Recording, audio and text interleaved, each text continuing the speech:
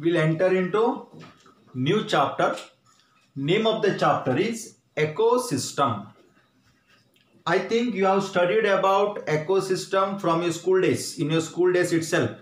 Somewhere in 9th and 10th standard, you came across this word ecosystem. What is that ecosystem?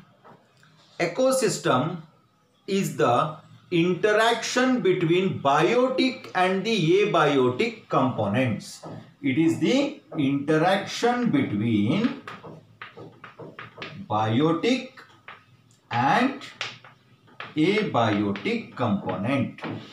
Interaction between biotic and abiotic component is known as ecosystem. Biotic components are living organisms, plants, animals, microorganisms, or here we can call it as producers.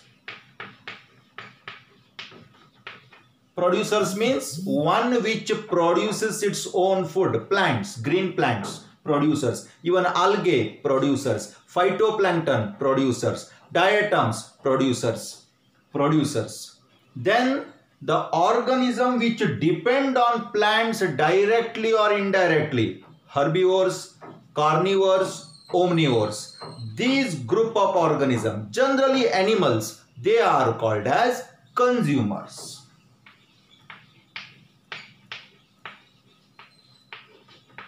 Consumers are the animals, producers are the plants generally. Now when plants or animal, when they die, their body decomposes. It undergoes a process of decaying, and for the process of decay or decomposition, some of the microorganisms help, like fungi and bacteria. We call them as decomposers. So these three together, producers, consumers, decomposers, they are commonly called as biotic factors or biotic components. Now, abiotic factors.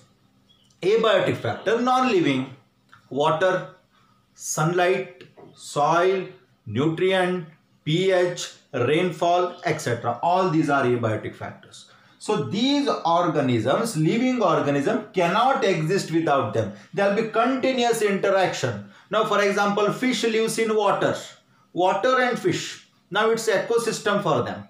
Similarly, ourselves, we have to live in this atmosphere wherein we should get oxygen, we should leave carbon dioxide. So this is another ecosystem. Thus, ecosystem is the interaction between biotic and abiotic factors.